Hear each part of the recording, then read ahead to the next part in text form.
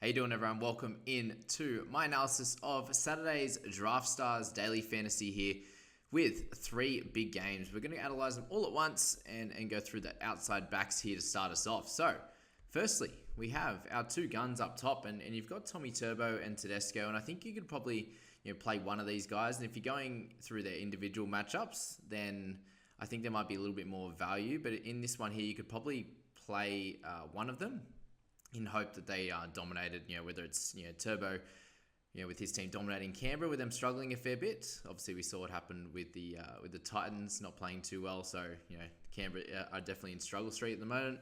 And then you've got Teddy up against the Cowboys who, the Roosters need to bounce back, and Teddy's going to be one of those guys to do that. Otherwise, if they're averaging what they currently are, they're not going to do too well for your side.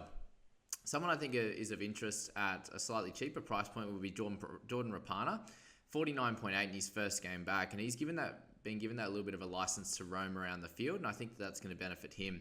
He's obviously a winger, and there's an opportunity for him to score 20 to 30, but that's probably the risk you take with someone like Jordan in the outside backs. And if you like him, then he's going to be a decent option as well against a slightly struggling Manly side.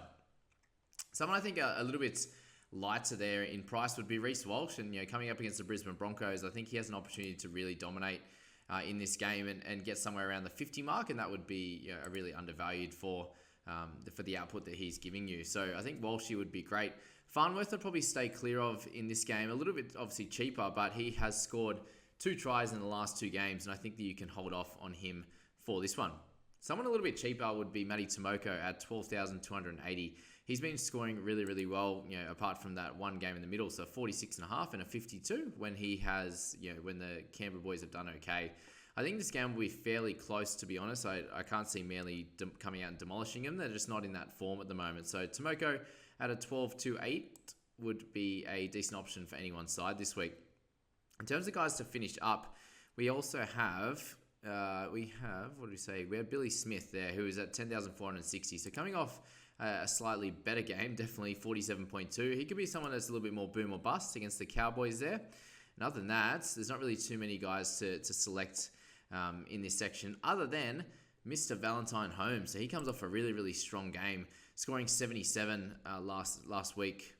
And really, really dominated that game, and he has that boom or bust potential, and I think he's slowly working into his into his own there in the centers, and I think every game he'll improve. And if the Cowboys continue to do well, he could do pretty well in this game against the Roosters, even though they're a pretty strong defensive outfit. So don't expect the 77 again, but maybe around anything above 35 would be really, really good for Val Holmes. So there you go. We move to the halves and the hooker position, and really important one up top I think is DCE. Super consistent in all 3 of those games, a 71, 68, and a 65. Really puts him at the top of the market here, and obviously you're paying for it at $24,500. But I think that he's someone that you can plug and play as a bit of a must-have this week. Just, it's very hard to find those guys that just get that consistent points for you. And if you can find some undervalued guys elsewhere, then DCE is never going to let you down. He has the opportunity to get 100, or his floor is going to be around that 50 mark. So he's a really, really good one. If we go $6,500 down, Adam Reynolds becomes a solid option. So remember, we're going off the rules of the kick meters being really, really important, and Reynolds there is someone who's going to kick for a lot of meters. Against Warriors team, he could get a couple of try assists as well, but 258s there, and you're getting him at 18,000. I think that's a steal deal there, and I think a really good option for anyone's side. If you're looking a lot cheaper, then I'd look to Tom Starling. Maybe you could use him on the flex, for example, at 13,630. So he's coming off a really, really strong game and very, very consistent games there. At that price, if you can get him anything above a 40, you're doing really well. And Starling has the opportunity to play bigger minutes, and if the Canberra starts to do a little bit better, then he could do really well for your squad. So I think him at 13,500 is a really, really good option for your squad. Just 2 more to go in this section, and Brad Snyder's one that's come out and really, really dominated the first 2 games that he's played after missing that second game for COVID. So 43.6 and a 54.6 there. He's got the goal kicking. If they can start to play better, then he could come out and do really well. So if you think this is going to be a closer game than some may predict, then I think that Brad's going to be a great option. Starling probably a little bit more comfortable either way, with Snyder being a young fella.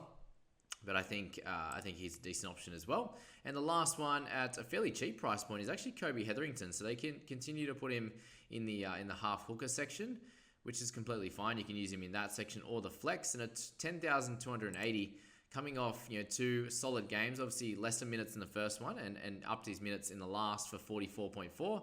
If you can get anywhere near the 40 mark, then this is an undervalued pick in my opinion. Kobe Hetherington. We move to the forwards, and this is the biggest section I think in this Saturday preview, and that's starting up with Payne Haas. So someone I think who's going to absolutely dominate the Warriors. Yeah, they have a decent pack, but he's super consistent. Obviously, you're paying for it. A 60.9 is his floor and a 78.6. I think you can get closer to that 78.6 in this game. Josh Curran has been someone who's been really good also.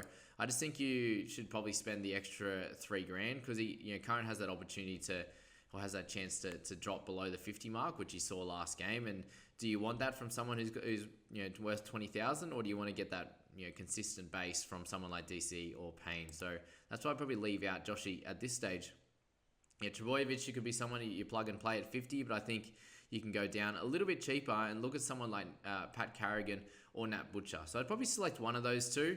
Both have the opportunity to score really well. Pat, if he plays big minutes, he's someone that is super consistent and can do really well for your side. And then you have Nat Butcher, who is starting at the moment, did get a 43.9, but if he happens to score a try, which he is known to do, then he could get anywhere above that 55-60 at a 16,500 price point. He could do really well.